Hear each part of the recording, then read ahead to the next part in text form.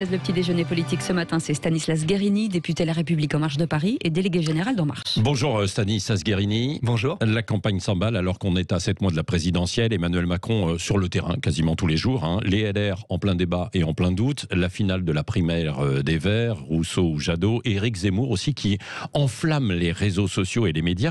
À propos de Zemmour, Paris Match le met à la une avec sa jeune conseillère et les photos ne laissent guère de doute sur la nature de leur relation plus que professionnelle. Comment vous jugez, vous, cette une et cette enquête ? Je ne juge absolument pas, ça m'intéresse absolument pas, et donc je n'ai rien à vous dire sur ce sujet. Je suis désolé, on nous parle toute la journée d'Éric Zemmour. Maintenant, on va parler de la vie sentimentale d'Éric Zemmour. Moi, je ne suis pas là pour ça. Ouais. Voilà. Donc, je n'ai rien à dire sur ce sujet. Oui, mais quand même, c'est un grand magazine qui met en une la vie privée d'un potentiel candidat à l'Élysée, tout de même. Non, parce que ça ne m'intéresse pas. Alors, peut-être que ça intéresse vos auditeurs, etc. Et dans ce cas-là, j'en suis désolé. C'est pas moi qu'il fallait inviter. Moi, je pense qu'il y a plein de sujets pour le pays. Oui, c'est vrai. La croissance, la reprise. Est-ce que les gens vont trouver un emploi? Est-ce qu'on va se sortir de cette crise parce qu'on va réussir à vacciner? Et donc, je n'ai rien à vous dire. Emmanuel Macron lui-même avait fait la une de beaucoup de magazines avant sa campagne. Vous vous souvenez? Mais je ne les avais pas commentés Non, mais ça participe quand même aussi au rythme en fait d'une campagne politique. Peut-être, mais vous savez, je pense qu'on peut aussi décider de quoi on a envie de parler. Moi, je vois que dans cette campagne, soit on peut parler de ce qu'il y a dans la tête d'Éric Zemmour, c'est-à-dire revenir des décennies en arrière, de parler de la peine de mort, de parler des prénoms musulmans, de parler de que sais-je encore. Soit on peut décider de parler des sujets qui vont vraiment être structurants pour le pays. Et il s'avère qu'on est à un tournant de notre histoire. Mais je le dis avec un peu de gravité. Il s'avère que dans le monde, il se passe des choses qui ne sont pas totalement anodines. Il s'avère que les talibans ont repris le contrôle en Afghanistan. Il s'avère qu'il y a des mouvements géopolitiques, géostratégiques majeurs dans le monde, avec un affrontement entre les États-Unis d'un côté et la Chine de l'autre, avec une Europe qui va devoir décider ce qu'elle va faire de son avenir. Est-ce que le débat va être rehaussé? Non, bien sûr, et on va en parler. Est-ce que le débat peut être rehaussé aussi par le débat ce soir Zemmour-Mélenchon? Est-ce que Mélenchon a raison quand même de débattre face à Éric Zemmour? Je ne critique pas les débats, mais j'en attends pas particulièrement des sorties qui vont rehausser le débat. Moi, ce que je vois dans cette rentrée politique, c'est qu'il y a un président de la République et un gouvernement qui est concentré sur les affaires du monde, sur les affaires du pays, qui agit pour l'intérêt des Français. Et ça fait le débat. Et moi, je vous dis, dans ma circonscription, les gens, ils m'ont arrêté pour parler des sous-marins. Ils m'ont arrêté pour parler d'emploi, pour parler de vaccins. Qu'est-ce qu'ils vous disent alors sur les sous-marins? Ils vous disent on se fait rouler dans la farine. Ils m'ont pas arrêté pour parler des processus de départage, ou je ne sais plus s'il faut les appeler primaires, départage, etc. Beaucoup vous demandent quand même quels seront les adversaires d'Emmanuel Macron pour la présidentielle. C'est qu'il y a d'un côté une ligne politique, un leader qui est le président de la République, moi je ne m'en cache pas, je suis prêt à faire campagne pour lui, et puis de l'autre, des affaires de personnes, des affaires de partis qui, au fond, ne traitent pas des affaires du pays. Alors, ce qui est intéressant, vous l'avez dit, là, Stanislas Guerini, c'est quand même cette affaire des sous-marins. Est-ce que la France, quelque part, n'est pas humiliée par ce qui s'est passé, parce que ça se joue entre les États-Unis et la Chine, et nous, on est à un degré moindre, aujourd'hui, au niveau des grandes puissances. C'est ce que dit la presse américaine. La France veut encore bomber le torse, mais elle n'a peut-être plus les moyens de le faire. Ça, c'est la vraie question. C'est comment est-ce qu'on est maître de notre destin? C'est d'ailleurs, pour moi, la question qui est centrale pour cette élection présidentielle qui vient. Comment est-ce qu'on reprend le contrôle, d'une certaine façon, sur notre destin? Moi, la réponse que j'apporte, et on peut en débattre, c'est qu'on le fera si on arrive à agir en Européen.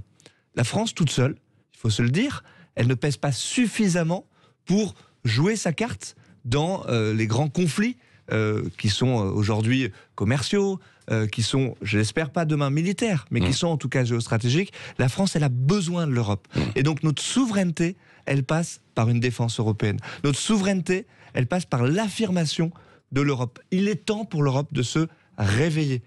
Dans le monde, si on laisse faire les choses, notre destin va nous échapper. À revoir quand même, parce que... Mais bien entendu, il y a beaucoup de choses à faire. Parce que il y a quand même... Je ne suis pas du tout un eurobéat. Et on n'a jamais porté cette ligne-là. Nous, on a dit qu'on a besoin de l'Europe, mais qu'il faut changer l'Europe. Et on l'a porté tout au long de cette campagne européenne. Emmanuel Macron, il défend Et c'est ce qu'on est en train de faire. Parce que la défense européenne, c'est la France qui fait avancer ce sujet-là. Parce que les coopérations, parce que les sujets... Mais vous voyez, c'est des sujets de la vie quotidienne. Moi, je me rappelle des grands débats au moment où les Gilets jaunes étaient en train de manifester leur colère dans le pays. Ils nous disaient, mais on taxe pas les GAFA. Mais on est en train de le faire. Et c'est la France qui, en Europe, fait bouger ce sujet et qui va entraîner les pays européens à le faire avec elle. Alors, voilà, ça, c'est reprendre le contrôle de notre destin. Stanislas Guerini, est-ce que ça veut dire que Emmanuel Macron, pendant sa campagne présidentielle, la France sera la tête de l'Europe à ce moment-là? Est-ce que ce sera tout autant, voire plus, le président de l'Europe, entre guillemets, que le président de la France? Mais ça sera les deux à la fois, parce que la France aura ce grand honneur, qui n'arrive pas tous les 4 matins, de présider pendant 6 mois l'Union européenne. Et à cette occasion, oui, je ne vous cache pas, qu'on va porter des thèmes de façon extrêmement offensive. Est-ce que d'ailleurs ça ne pose pas un problème? La régulation de l'immigration, sur l'environnement, sur la transition écologique, parce que là aussi, si on veut agir vraiment efficacement, si on veut faire les investissements nécessaires, on va le faire et au niveau français et au niveau européen, sur les sujets de défense européenne. Voilà, tous ces sujets-là, oui, on va les prendre à bras-le-corps, parce que nous, on ne va pas laisser les choses faire. Vous savez, il y a 2 visions de société qui s'affirment.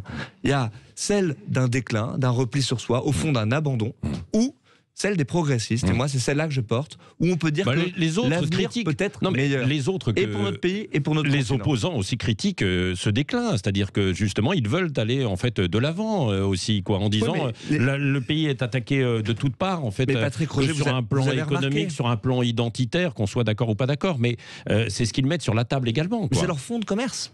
En réalité, vous aussi, ils ne parlent. Écoutez, non. Emmanuel Macron a écrit Révolution, c'était en fait son livre de campagne, donc c'était la même chose. Mais vous avez remarqué qu'il y a une immense différence. C'est-à-dire que je vois dans la vie politique française que nos oppositions font du déclin français, ou du soi-disant déclin français, leur fonds de commerce. Et ils ne font que ça. Dans un discours qui, chaque jour, tire la France vers le bas. On dit on est les plus nuls là-dessus, la situation est catastrophique, il n'y a rien qui se passe dans notre pays. Emmanuel Macron l'a dit lui-même aussi dans ses discours à l'étranger, souvenez-vous. Fondamentale, c'est que nous disons que nous avons la possibilité de construire un avenir meilleur, fondé sur le progrès, fondé sur l'innovation, fondé sur la science, parce qu'on croit en l'homme. Moi, c'est exactement ça, l'idéologie que je porte, et c'est exactement pour ça que je me suis engagé au sein d'En Marche. Et c'est pour ça, que soit on se dit qu'on laisse notre pays se réaliser, on laisse partir les emplois industriels. Bien sûr, c'est pour ça que nous, on investit. Et on est en train de changer la donne. Ça fait 15 ans qu'on n'avait pas créé un emploi industriel dans le pays. On est en train de le refaire. On y dit donc, souveraineté nationale, vous êtes d'accord avec ça alors aussi? Mais moi, je pense que la souveraineté, c'est pas un gros mot. Et on l'emploie depuis longtemps. La souveraineté, c'est la capacité à maîtriser son destin. La souveraineté, c'est pas le souverainisme, c'est-à-dire se replier sur ses frontières nationales. Non, la souveraineté, c'est de dire qu'on peut faire aujourd'hui les choix qui vont faire la différence. Oui, mais et vous quand on fait le plan de relance, quand on va faire demain le plan d'investissement, quand on va créer et investir des centaines de milliards d'euros pour créer des champions demain dans le monde, on parle depuis des décennies tout le temps des mêmes champions français. Comment est-ce qu'on construit les champions de l'industrie du futur, de l'avion bas carbone, donc pas européen, quoi. Oui, mais il faut le faire aux 2 niveaux. Il faut le faire aux 2 niveaux. Et c'est pour ça qu'il ne faut pas qu'il y ait de confusion là-dessus. C'est là où il y a une ambiguïté. C'est difficile parce que quand on a reconstruit l'industrie en Europe, ce qui s'est passé, c'est qu'on a délocalisé en France et on a créé des emplois en Europe centrale, beaucoup plus. Ça, c'est un débat qui est très intéressant. Vous voyez comment, au lendemain de la crise, on a utilisé l'Europe, vous savez, celle qui était tout le temps critiquée par nos opposants, qui faisait jamais rien, etc., pour justement permettre de relancer la machine. Moi, je veux juste rappeler un truc hyper simple à votre antenne. 100 milliards d'euros, c'est le plan de relance. On va le compléter, 30 milliards d'euros par des investissements supplémentaires. Sur ces 100 milliards d'euros, il y en a 40 qui viennent de l'Union européenne, qui nous sont donnés directement, c'est un transfert de l'argent qui vient de l'Union européenne. Ça, il n'y a pas grand monde qui le rappelle de temps en temps aux antennes. Est-ce qu'il n'y a pas un problème Moi, je crois que c'est ça, bouger l'Europe et changer la donne. Stanislas Guerini, est-ce qu'il n'y a pas un problème, justement, actuellement, sur les dépenses, en fait, de la France? On dépense sans compter. C'est rappelé par plusieurs organismes et puis l'opposition aussi de son côté. Il y avait d'abord un choix qu'il fallait faire pendant la crise. Soit on ne faisait pas les investissements nécessaires pour protéger les Français et pour relancer l'économie, soit on faisait ce qu'on a fait, c'est-à-dire le quoi qu'il en coûte. Il fallait absolument faire ça. Je rappelle qu'en 2008, on a vécu une grande crise financière. Sous le gouvernement Sarkozy, on avait fermé les vannes. Qu'est-ce qu'on a vu à la fin du quinquennat ? 0% de croissance, le taux de chômage qui avait doublé, et pour autant une dette publique qui avait augmenté de 10 points. Bon, on est en train de faire la bonne stratégie, je crois que ça, tout le monde le reconnaît. Le Haut Conseil des finances publiques, attention, dit oh là là, alerte rouge, quoi, et ce n'était pas arrivé depuis 5 ans. Non, c'est pas vrai, ils veulent des précisions sur des investissements qui vont... Renvoyer votre copie, en quelque sorte. J'allais compléter mon propos. On a maintenant, une fois qu'on a fait le quoi qu'il en coûte, un autre choix devant nous. Est-ce qu'on arrête d'investir pour l'avenir du pays, pour construire les filières dont je vous parlais tout à l'heure, pour redresser et renforcer notre pays, ou est-ce qu'on continue de faire ce travail-là? Moi, je pense qu'on est dans un moment où on peut changer de trajectoire. Et donc, je pense, pardon, parce que c'est parfois un peu compliqué de l'expliquer, mais il faut à la fois investir, mais sur des sujets qui vont faire la différence demain. Je pense que la transition écologique en est un, parce que si on ne le fait pas, on va dépenser des milliards d'euros de toute façon demain à gérer des inondations parce qu'on aura laissé les sols s'artificialiser, à gérer des feux de forêt parce que le réchauffement climatique fera son travail. Soit on change la donne maintenant. Et il faut faire à la fois l'investissement et continuer à réformer pour faire des économies sur des dépenses structurelles. C'est ce qu'on fait sur le logement, c'est ce qu'on fait sur les employés, c'est ce qu'on fait sur le travail. Et je vois pas grand monde qui nous aide pour pouvoir assumer ces choix courageux. On verra en fait, en tout cas sur les dépenses publiques, parce que donc ça va continuer évidemment de débattre et puis d'arbitrer.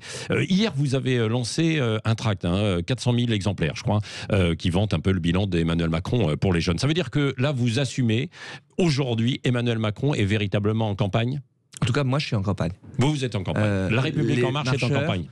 Les militants de la majorité présidentielle, ils sont en campagne pour faire quelque chose de très simple, c'est-à-dire promouvoir le bilan qui est le nôtre. On a 4 ans, bientôt 5 ans d'action. Il y a beaucoup de choses à aller porter au-devant des Français et on va le faire. Et croyez-moi, les ministres et le gouvernement, ils disent le temps de la campagne n'est pas venu. Vous dites nous y allons. Mais justement, pour que le président de la République, le gouvernement, puisse agir jusqu'au dernier quart d'heure, faire son travail, présider aux affaires du monde et du pays, moi je crois que c'est très bien que les forces partisanes, elles s'engagent. Pas pour aller défendre le bilan, pour défendre le bilan, pour aller aussi écouter nos concitoyens, pour entendre ce qu'ils ont à nous dire. Moi je ne suis pas là en train de dire que tout a été parfait dans ce quinquennat. Il y a plein de choses où on a pu faire des erreurs, où il faut corriger le tir.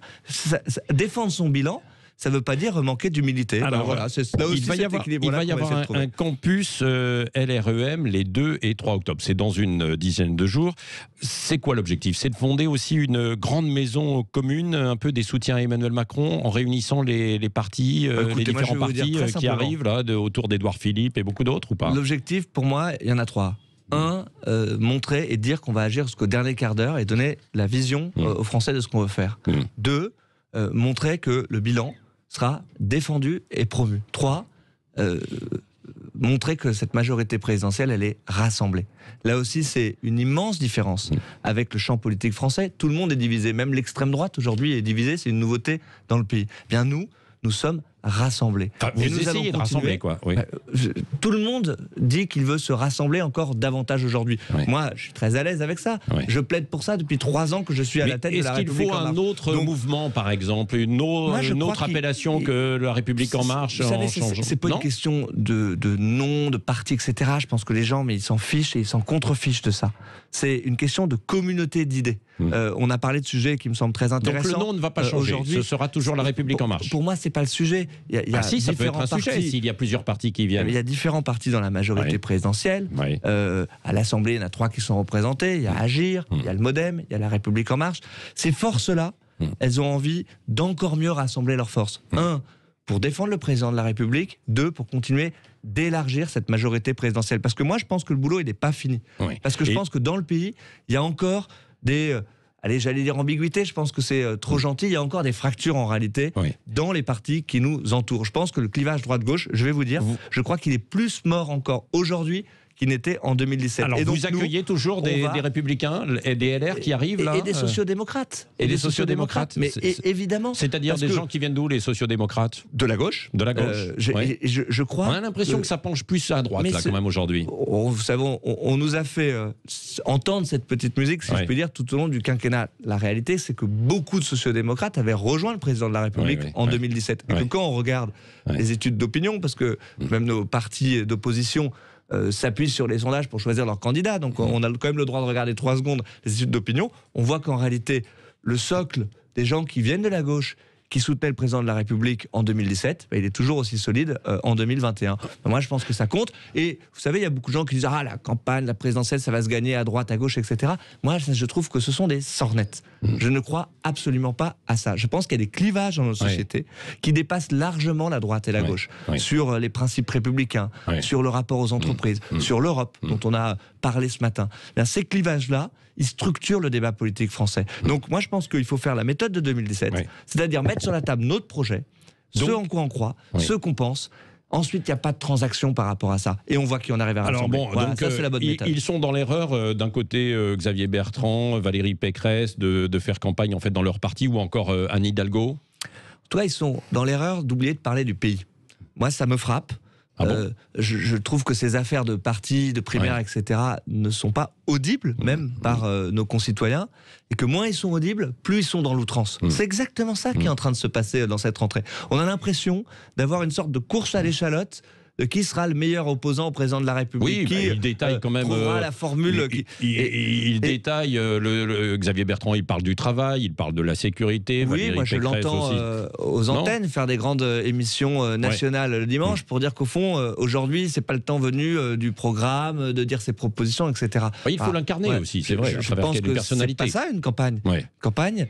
Et c'est ce qu'avait fait Emmanuel Macron en 2017, c'est de mettre des idées fortes sur la table et de voir ensuite qui on arrive à rassembler. Stanislas Guerini reconnaissait quand même que quand il a commencé sa campagne, Emmanuel Macron, il n'y avait pas beaucoup d'idées au démarrage. C'est lui qui a incarné et ensuite les idées sont venues par la suite. Vrai. Oh bah attendez, alors on va rediffuser les meetings de la Mutualité par exemple, les premiers, il n'y avait pas beaucoup d'idées. On a suffisamment passé cette image d'Emmanuel Macron disant parce que c'est mon projet, je suis certain que vous en souvenez. Oui, mais à l'intérieur, il n'y avait pas grand-chose. C'est absolument faux. Bon. Qui parlait d'Europe? Qui parlait déjà de souveraineté? Qui parlait de réindustrialisation?